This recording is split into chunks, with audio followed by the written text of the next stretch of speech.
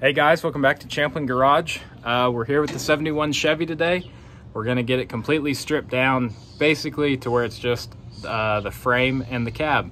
We're gonna get the motor pulled, trans pulled, driveline pulled, and then we're gonna put the Duramax over here, see what we have to modify in the frame to make it fit. Then we'll pull the Duramax back out, get the frame welded up, and hopefully get it bolted in here with minimal problems, but we'll see.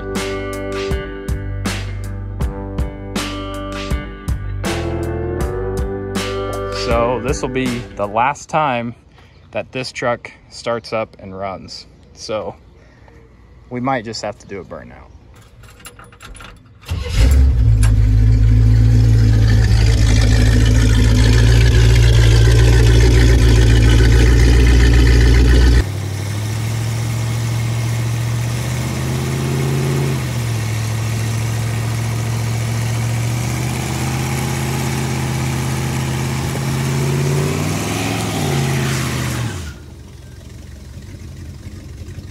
So inside the cab was already stripped down pretty much basically to only the harness that would start it. Everything else is disconnected, stereo, all that was taken out. All we did was take out the dash, the instrument panel here and all the wires to it. We took out the block on the firewall and just getting everything disconnected. There's not much to the insides of these. And to give you guys a little comparison here, this is the entire cab harness to the 71 350, and this is the entire wiring harness to the Duramax. Needless to say, we're going to have a few wires to go through and a lot of figuring out to do. So I didn't realize, but the camera I had time-lapsing got too hot and quit recording. So what I've done so far is just disconnect some lines, drain some fluid, took fenders, hood off, the cowl off. All we have to do, pull all the lines out of here, which is just 3 coolant lines, 2 trans lines. The whole support should be able to come off. Then disconnect the power steering, and the motor should be ready to come out, besides motor mounts and trans mount. I went to Advanced Auto, bought this motor mount plate. It goes right on the intake, bolts in 4 different places. We got some bolts to throw in, and then we should be able to hook anywhere along there to get this as even as possible. It's getting kind of stormy out tonight, so I might cover this weight, and then in the morning pull the sport out, pull the motor out, and we'll get all this cleaned up.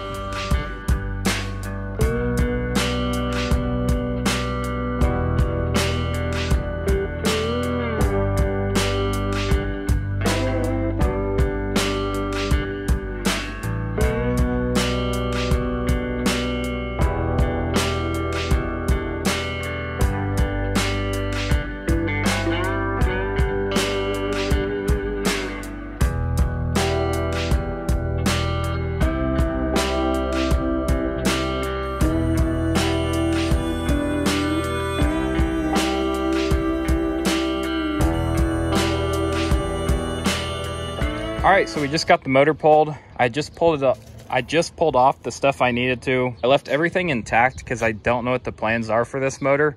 I'll probably end up using it in another truck, but I don't know how much I'll go through it. I'll just worry about that when I come to it.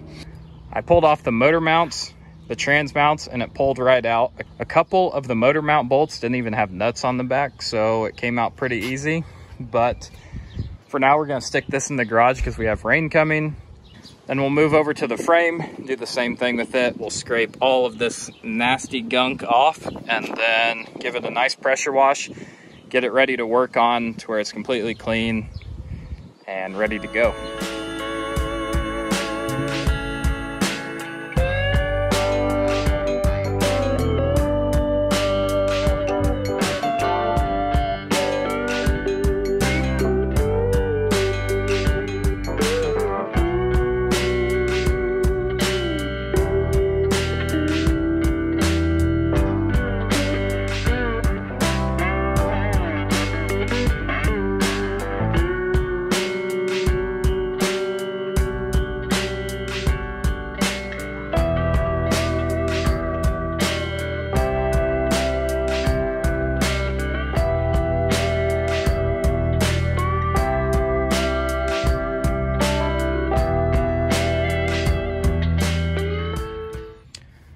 Okay, so engine's back out.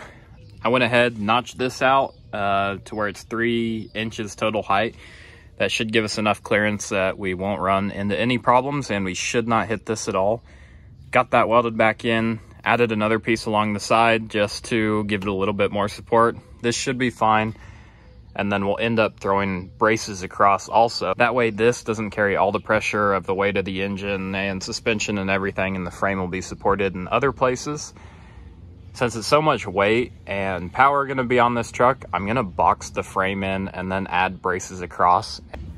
And since I won't be able to get to the inside of the frame for the bolts, I went ahead and welded top block nuts on to the inside of the frame. That way we can run the bolts in from the outside and they get tight. We don't have to hold anything on the inside, don't have to worry about it. And then these plates I welded in for the backing plate for the motor mount. So we'll weld the motor mount to the bottom to this backing plate and then make templates, box the frame in, box it around that plate, and then have that welded on the outside as well. So that should be plenty strong enough. So today I'm going to finish getting these shock bolts welded in, and then we're going to start making templates and boxing this frame in. We'll get it all the way to that back cross member. That way we don't have to try and get in here and do anything once the engine's already in and in the way. We got the motor mounts welded into that plate that you just saw on the back and notched out the little holes so that this will fit around the bolts. We got that welded solid across the back and across the bottom here. And then I started taking pieces of cardboard and making templates for the frame. And how I'm doing it, I'm fitting the plates inside the frame. Some people go on the outside, but I wanted to go on the inside. These frames aren't square. The top is shorter than the bottom. So if you went on the outside, it's gonna be angled, and I wanted these to be square. So we're left with a lot more of a lip than up here. But that's completely fine. It'll just give us more room to fit that engine. And then we'll end up welding completely around this motor mount, giving that extra strength too. We have a couple little places like here that we just need to add some little fill pieces. It'll be some extra welding, but oh well. I'm doing this all with a piece of 3/16 by 6 inch flat bar.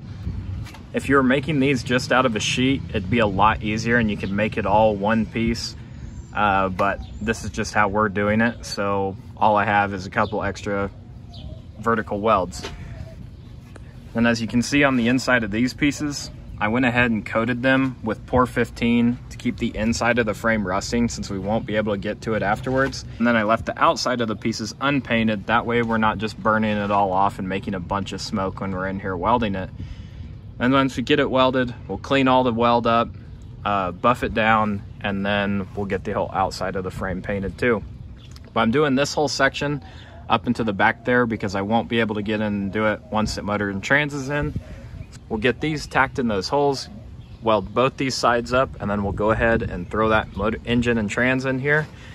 Engine should bolt in fine. We'll line the trans up, weld the trans mount in, and that should be solid, and we'll be ready to move on to the next part.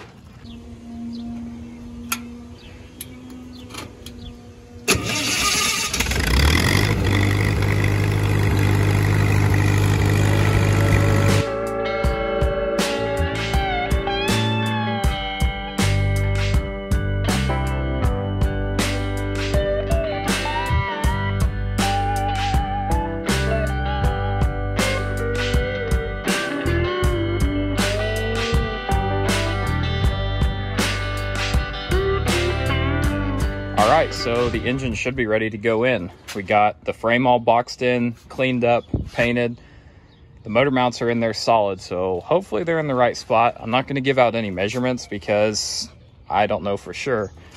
And then we went ahead and bed lined the firewall, and then we have a heat shield that'll go in here between the firewall and that downpipe, but we'll wait till this is in. So I'm going to go ahead, throw this in.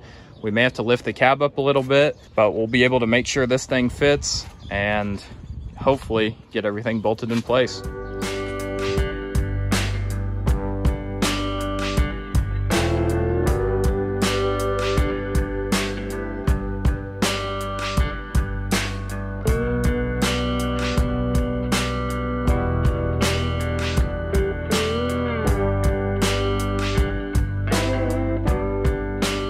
Okay, so we got the engine in there. It went actually really easy. The one problem that we had was trying to snake it in there, and the oil filter housing kept hitting on the frame. As you can see, we scratched up some paint on here. Be easy to go back and touch up, but that motor mount's bolted in, and that motor mount's completely bolted in. So the whole front of this is bolted in nice and tight. We have plenty of room down here, so I didn't have to take out as much as I did. I think we're left with like 2.5 inches of clearance here, but better to have too much than not enough. Where the oil pan hangs down, it's just about level with the bottom of this cross member, so we shouldn't have to worry too much about that. We ended up dropping, I had to lift the truck cab up to snake this in, but then we dropped it down so it's on a 3-inch body lift, and that gives us a decent amount of room between the trans and the trans tunnel and the cab and everything like that. We may be able to go down a little bit more. I'll just have to see once I get fenders and everything lined up, but everything should fit. It looks like the hood should fit. You can see underneath here, the trans pan hangs down a little bit low, but we should be able to tuck that up in when we mount this in. So last thing we got to do to get all this set is cut up that trans brace and weld it in here. I want to get this as high as possible just so that this isn't hanging down so low, but as far as everything being lined up, it's all extremely close. Okay, so we got everything set in here how it's going to be. The truck is still on 2x4s, so I ordered some 3-inch body lift pucks on Amazon, so we'll replace the 2x4s with body lift. On the new downpipe, it didn't come with a mount here, so I cut the old one off the old downpipe, mounted it on, and then knocked it over with a hammer, and our exhaust should fit perfectly between the frame and here since we cut that little bit out. I just washed it and got some water in here. That's why the carpet's pulled up, but you can see I definitely needed to put that high hump trans in here, or the tunnel. With the floor cut out how I did, this fits perfectly. You can see we have just enough room, and luckily the trans, this adapter dips down right at the back of the tunnel. And then we should be able to run our 4-wheel drive linkage up here and put a shifter on the floor. Everything fit really, really good. And then I got the trans bolted in, and what I did here is I used the stock full-length trans mount, flipped it, cut the ends off so we'd be able to bolt them in, and then the mounts that went on the frame, cut those down so they'd fit in here and bolt in perfectly. And then this is still the same size as stock. So if we ever need to drop the trans, we can pull this entire piece out, and all this should be able to drop straight down just like it'd be able to stock. We got everything tucked up pretty high, and everything's only dipping down below the frame a few inches. So we shouldn't have to worry about hitting on stuff. And then with as far as that's dropped down, we should be able to make a nice skid plate going up to the front just to further protect all this stuff. I'm gonna end that video off here, so stay tuned, and then we'll go ahead and put all the leaf spring perches and get the leaf springs and everything ready to throw this dually axle in. And then we'll move on to just bolting the truck together, putting the wiring harness back in, stripping out what we don't need, and it should be along here pretty quick. In the next video, it's gonna be a lot of cutting, grinding, and welding, and getting this thing put back together so that we can hurry up and go drive it. If you haven't already, hit that subscribe button. Stay tuned. We got a lot more videos coming for this thing. Thank you.